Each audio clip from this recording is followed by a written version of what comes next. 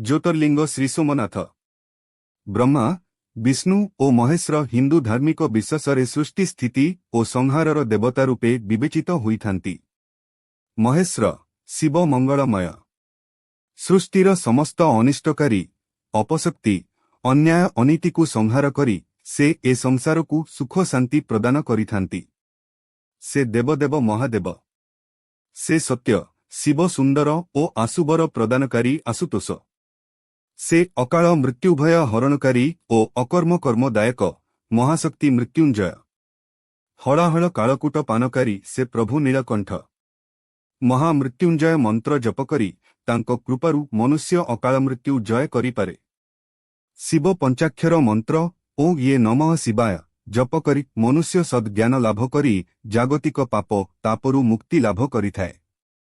भगवान शंकरंक तेजोदीप्त ज्योतिरस्यं प्रकाश हेउछन्ति ज्योतिर्लिंग। पुराण वर्णना अनुजाई महादेव ज्योति स्वरूपरे ज्योति स्तंभ बा ज्योतिर्लिंग रूपे भारतर 12 पवित्र स्थान रे आविर्भूत होइछन्ति एवं 10 ज्योतिर्लिंग रूपे पूजा पाउछन्ति। गुजरात राज्य बेराबल निकट आरब सागर तटरे प्रभासतीर्थ ठारे विराजमान करिछन्ति 10 ज्योतिर्लिंगंक मध्यरु अन्यतम ज्योतिर्लिंग बाबा श्री सोमनाथ। पुराणर किंबदंतीरु जणा जाए नक्षत्राधिपति सोम बा चंद्र सुर दक्ष प्रजापतिंक अभिशापरु क्षयरोग बा राजजक्षमा रोगग्रस्त होइथिले। प्रभास तीर्थरे से भगवान शिवंक पूजा करी एही दुरारोग्य व्याधिरु आरोग्य लाभ करिथिले। सोमदेव चंद्रंक पूजित शिवलिंग हेउछन्ति ज्योतिर्लिंग श्री सोमनाथ। दक्ष जमाता सोम अभिशापरु मुक्ति लाभ करिबा परे प्रथम से शिवंक पाई एक सुना मंदिर निर्माण करिथिले। एहा थिला सत्ययुगर कथा। त्रेतया जुगरे महान शिव भक्त रावण ए मंदिर को पुणी रूपारे और द्वापर जुगरे भगवान श्रीकृष्ण सोमनाथंक मंदिर को चंदन काठरे निर्माण कराइथिले। सोमनाथर अर्थ सोमंक नाथ बा रक्षाकारी।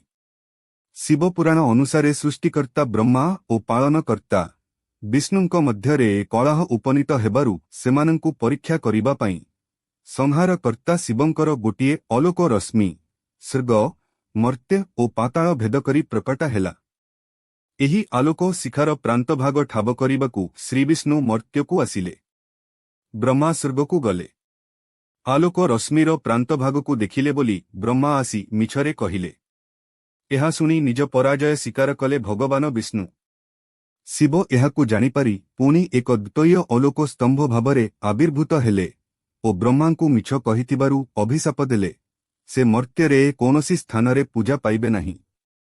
जाबत चंद्रार के सृष्टि थिबो समस्ते विष्णुंकु पूजा करिबे। सेही द्वितीय अलोक रश्मिटी हेउछि ज्योतिर्लिंग। सबु ज्योतिर्लिंग पीठरे शिवंकु एक अलोक स्तंभ रूपरे पूजा करा जाए। भारतरे मोट 64 गोटी एभली ज्योतिर्लिंग अछि बोली विश्वास रहिछि। सेथि मध्यरु 12टी पवित्र लिंग 10 ज्योतिर्लिंग रूपे ख्यात। एबेकार सोमनाथ मंदिर एभली शैलीरे निर्माण करा जाइछि। मंदिर निकट समुद्र कूलरु अंटार्कटिका पर्यंत सरल रेखारे कोनोसी भूखंड नहीं। बहु राजा महाराजांक दानरे परिपुष्ट प्राचीन भारतर एही ऐश्वर्यशाली सोमनाथ मंदिर विदेशी लुंठनकारी मानक द्वारा सप्तदश बार लुंठित बोली इतिहासरु जणा जाए। भूलुंठित सोमनाथ मंदिर को 1700 शताब्दी इंदोरर महाराणी अहल्या बाई होलकर पुनः निर्माण कराइथिले। श्री सोमनाथंक वर्तमानर भव्य मंदिर लहा मानव सरदार वल्लभ भाई पटेलंक चेष्टारे 1952 रे निर्माण करा जाइछि। श्री सोमनाथंक दर्शन प्रत्येक भारतीयंकर चिर कामना। कारण एहा पछरे जड़ित रहिछि भारत और ताहार संस्कृति उपरे विधर्मी तथा विदेशी मानंकर स्पर्शकातर इन रक्तरंजित आक्रमणर जीवंत इतिहास। आम पुराणरे सोमनाथ क्षेत्र प्रभास क्षेत्र नामरे प्रसिद्ध। एठारे प्रवाहित 3टी पवित्र नदी हिरणा कपिला एवं सरस्वती मिलित होई एक पवित्र संगम सृष्टि करिछन्ति। वैदिक जुगरे तपस्यारत बहु मुनि ऋषिंक आश्रम एठारे रहिथिला बोली जणा जाए। 10 ज्योतिर्लिंगंक मध्यरे सोमनाथ हेउछन्ति सर्वप्रधान जहांक सीमा निर्धारण करिबाकु सृष्टिकर्ता ब्रह्मा और पालनकर्ता विष्णु मध्य सक्षम होई नथिले। एठारे शिवंकु तपस्या करी चंद्र ତାଙ୍କ ପୂର୍ବ ପ୍ରକାଶ ବା ଜ୍ୟୋତି ଫେରି ପାଇଥିବାରୁ ତୀର୍ଥର ନାମ ହୋଇଛି ପ୍ରଭାସ। ଏଠାରେ ଭଗବାନ ଶଙ୍କରଙ୍କ ପ୍ରଥମ ମନ୍ଦିର ଚନ୍ଦ୍ରଙ୍କ ଦ୍ୱାରା ନିର୍ମିତ ବୋଲି ପୁରାଣ ବର୍ଣ୍ଣିତ। ଏହିଠାରେ ଦ୍ୱାପରଯୁଗରେ କାଦମ୍ବରୀ ପାନ କରି ଯାଦବମାନେ ମଦମତ୍ତ ହୋଇ ପରସ୍ପର ମଧ୍ୟରେ ଯୁଦ୍ଧ କରି ନିହତ ହୋଇଥିଲେ ଏବଂ ସମସ୍ତ ଯଦୁବଂଶ ଲୋପ ପାଇଥିଲା। ଭଗବାନ ଶ୍ରୀକୃଷ୍ଣ ଶିଆଳି ଲେଟାରେ ବିଶ୍ରାମ ନେଉଥିବା ବେଳେ ଜରାସବର ବାଣରେ ଆହତ ହୋଇ ଏହିଠାରେ ହିଁ ପ୍ରାଣପ୍ରୟାଣ ପୂର୍ବକ ବୈକୁଣ୍ଠକୁ ପ୍ରତ୍ୟାଗମନ କରିଥିଲେ। ଜ୍ୟେଷ୍ଠ ଭ୍ରାତା ବଳରାମ ମଧ୍ୟ ଏହିଠାରେ ଦେହ ତ୍ୟାଗ କରି ସର୍ପ ଶେଷ ନାଗ ରୂପରେ ସାଗରରେ ଅନ୍ତର୍ଧ୍ୟାନ ହୋଇଯାଇଥିଲେ। ଲୀଳାବତାର ଶ୍ରୀକୃଷ୍ଣ ଓ ବଳରାମଙ୍କ ଲୀଳାବସାନର କରୁଣ କାହାଣୀ ଚିତ୍ରିତ ହୋଇଛି ଏଠାରେ ଥିବା ଗୋଲକଧାମ ମନ୍ଦିରରେ। ଇତିହାସ ପୃଷ୍ଠାରେ ଶହ ଶହ ବର୍ଷ ଧରି ଏ ତୀର୍ଥ ପଶ୍ଚିମ ଭାରତ, ଆଫଗାନିସ୍ତାନ ଓ ସିନ୍ଧୁ ପ୍ରଦେଶରେ ଖ୍ୟାତିଲାଭ କରିଥିଲା।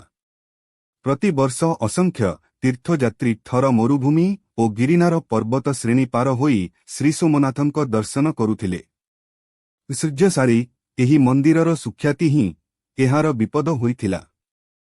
ପ୍ରଥମେ ଖ୍ରୀଷ୍ଟାବ୍ଦରେ ସିନ୍ଧୁ ପ୍ରଦେଶର ଆଲଜାଡ୍ ସୋମନାଥଙ୍କ ମନ୍ଦିର ଆକ୍ରମଣ କରି ସମ୍ପୂର୍ଣ୍ଣ ଧ୍ୱଂସ କରିଦେଲେ। ପରେ ଆହୁରି ଆକର୍ଷଣୀୟ ହୋଇ ପ୍ରତିହାର ବଂଶୀ ରାଜା ନାଗାଦିତ୍ୟଙ୍କ ଦ୍ୱାରା ଏହା ନିର୍ମିତ ହୋଇଥିଲା। 1024 ଖ୍ରୀଷ୍ଟାବ୍ଦରେ ଏହି ମନ୍ଦିର ଉପରେ ଭୟଙ୍କର ବିପଦ ମାଡ଼ି ଆସିଥିଲା। ଆଫଗାନ ଗଜନୀ ରାଜ୍ୟ ଶାସନକର୍ତ୍ତା ଦୁର୍ଦ୍ଧର୍ଷ ସୁଲତାନ ମାମୁଦ ଲକ୍ଷାଧିକ ସୈନ୍ୟ ନେଇ ରାଜପୁତାନାର ଥର ମରୁଭୂମି ଓ ଜୁନାଗଡ଼ ଜଙ୍ଗଲ ଅତିକ୍ରମ କରି ଏ ମନ୍ଦିର ଉପରେ ଆକ୍ରମଣ କରିଥିଲେ। ସେତେବେଳକୁ ସେ 14 ଥର ଭାରତ ଆକ୍ରମଣ କରିସାରିଥିଲେ। ମାମୁଦଙ୍କ ଭୟଙ୍କର ପଟୁଆର ଦେଖି ପ୍ରଭାସପାଟଣର ଶାସକ ରାଜା ଭୀମ ସିଂ ଭୟରେ ପଳାୟନ କଲେ। ମନ୍ଦିର ମଧ୍ୟରେ ସମବେତ ଭକ୍ତ ଓ ପୂଜକ ମିଶି ମାମୁଦଙ୍କ ବାହିନୀକୁ ପ୍ରତିରୋଧ କଲେ। 3 ଦିନ ଭୟଙ୍କର ଯୁଦ୍ଧ ଚାଲିଲା। 50,000 ଭକ୍ତ ଏବଂ ସେବକ ନିହତ ହେଲେ। ସୁଲତାନ ମାମୁଦ ଦୃଢ଼ ପ୍ରହାର କରି ଶିବଲିଙ୍ଗକୁ ଭାଙ୍ଗି ଖଣ୍ଡ ବିଖଣ୍ଡିତ କରିଦେଲେ ଓ ମନ୍ଦିରର ସମସ୍ତ ଧନସମ୍ପଦ ଲୁଣ୍ଠନ କରି ତାଙ୍କ ନିଜ ଦେଶକୁ ବୋହିନେଲେ। ଅଳ୍ପ ଦିନ ପରେ ପୁଣି ଭବ୍ୟ ନୂତନ ମନ୍ଦିର ତିଆରି ହେଲା। ହେଲେ ଦିଲ୍ଲୀର ସୁଲତାନ ଆଲ୍ଲାଉଦ୍ଦିନ ଖିଲିଜି ଓ ଗୁଜୁରାଟର ଶାସକ ମହମ୍ମଦ ବେଗଟା ପର୍ତ୍ତୁଗୀଜମାନଙ୍କ ସାଙ୍ଗରେ ମିଶି ନୂତନ ମନ୍ଦିରକୁ ଧୂଳିସାତ କରିଦେଲେ। ପୁଣି ମନ୍ଦିର ତିଆରି ହେଲା। ଶେଷରେ ମୋଗଲ ସମ୍ରାଟ ଆଉରଙ୍ଗଜେବ ଏହି ମନ୍ଦିରକୁ ଭାଙ୍ଗି ତା ଜାଗାରେ ନିର୍ମାଣ କଲେ ଏକ ବିଶାଳ ମସଜିଦ୍। ଏହିଭଳି ଭଙ୍ଗା ଗଢ଼ା ମଧ୍ୟରେ ଗଡ଼ି ଚାଲିଥିଲା ସମୟ। ମୋଗଲ ସାମ୍ରାଜ୍ୟ ଶକ୍ତି କ୍ଷୀଣ ହେବା ପରେ ପୁଣି ଆଉଥରେ ନୂତନ ମନ୍ଦିର ତିଆରି ହେଲା। ମରହଟ୍ଟା ରାଜବୀର ମହୋଦଧି ସିନ୍ଧେ ଲାହୋରରୁ ମନ୍ଦିରର ରୂପା କବାଟ ଉଦ୍ଧାର କରି ଆଣିଲେ। ଖ୍ରୀୟ 1842ରେ ଇଂରେଜମାନେ ଆଫଗାନିସ୍ତାନ ଆକ୍ରମଣ କରି ଗଜନୀକୁ ଧୂଳିସାତ କରିଦେଲେ ଏବଂ ସେହିଠାରେ ଥିବା ସୋମନାଥ ମନ୍ଦିରର ଚନ୍ଦନ କବାଟକୁ ଫେରାଇ ଆଣିଲେ। ମସିହାରେ ଦେଶ ସ୍ଥିନ ହେଲା। ଭାରତ ମାତାର ଯୋଗ୍ୟ ପୁତ୍ର ଲୌହମାନବ ସର୍ଦ୍ଦାର ବଲ୍ଲଭ ଭାଇ ପଟେଲ ଆମ ଗୃହମନ୍ତ୍ରୀ ହେଲେ। ଭାରତୀୟ ସଂସ୍କୃତି ଓ ଐତିହ୍ୟ ଉଦ୍ଧାର ପାଇଁ କ୍ଷୟପ୍ରାପ୍ତ ଭଗ୍ନଶ୍ରୀ ସୋମନାଥ ମନ୍ଦିର ପୁନଃ ନିର୍ମାଣ ତାଙ୍କର ମୂଳ ଲକ୍ଷ୍ୟ ବୋଲି ସେ ସଗର୍ବେ ଘୋଷଣା କଲେ। ତାଙ୍କୁ ଆଶୀର୍ବାଦ କରି ମହାତ୍ମା ଗାନ୍ଧୀ କହିଲେ, ଏହା ସରକାରୀ ଅର୍ଥରେ ନୁହେଁ, ଜନସାଧାରଣଙ୍କଠାରୁ ସଂଗୃହୀତ ଅର୍ଥରେ ଏହି ମନ୍ଦିର ନିର୍ମାଣ ହେଉ। ତଦନୁସାରେ 1551 ମସିହାରେ ବର୍ତ୍ତମାନ ଦୃଶ୍ୟମାନ ଶ୍ରୀ ସୋମନାଥଙ୍କ ଭବ୍ୟ ମନ୍ଦିର ଆରବ ସାଗର ତଟରେ ଶୋଭା ପାଇଲା। ସ୍ୱାଧୀନ ଭାରତର ପ୍ରଥମ ରାଷ୍ଟ୍ରପତି ରାଜେନ୍ଦ୍ର ପ୍ରସାଦ ଏହାକୁ ଉଦ୍ଘାଟନ କରିଥିଲେ। ଏହି ନୂତନ ମନ୍ଦିର ଶ୍ରୀ କେ.ଏମ. ମୁନସିଙ୍କ ତତ୍ତ୍ୱାବଧାନରେ ନିର୍ମାଣ ହୋଇଥିଲା। ଏବର ନବନିର୍ମିତ ବିଶାଳ ମନ୍ଦିର ପ୍ରାଚୀନ ମନ୍ଦିର ଭଳି ଚାଲୁକ୍ୟ କଳା ଶୈଳୀରେ ନିର୍ମିତ ହୋଇଛି। ପୂର୍ବପରି ପ୍ରଭୁଙ୍କ ଜ୍ୟୋତିର୍ଲିଙ୍ଗଙ୍କୁ ଦୁର୍ଲଭ ମଣିରତ୍ନ ଖଚିତ କରାଯାଇଛି। ରାତିଟାରେ ଲାଇଟ୍ ଏଣ୍ଡ ସାଉଣ୍ଡ ଶୋ ମାଧ୍ୟମରେ ଦର୍ଶକମାନେ ଇତିହାସର ସେ ଘଟଣାବହୁଳ ଛିନ୍ନପୃଷ୍ଠାକୁ ଅବଲୋକନ କରିଥାନ୍ତି।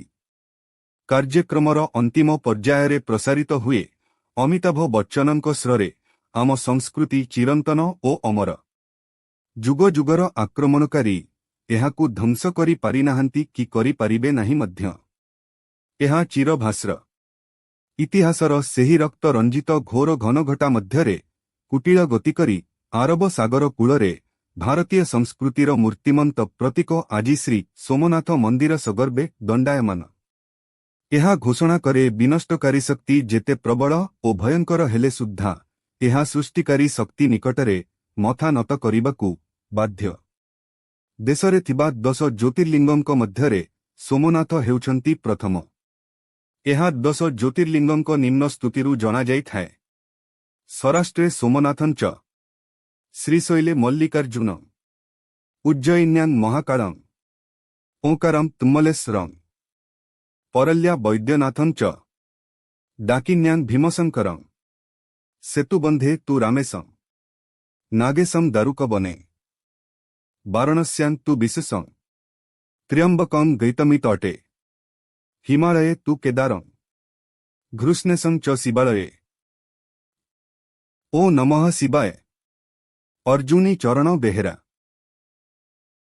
आपण शीर्षक चैनल को सब्सक्राइब कलेनी कि जदि करिनांती एबे सब्सक्राइब करिनियंतु।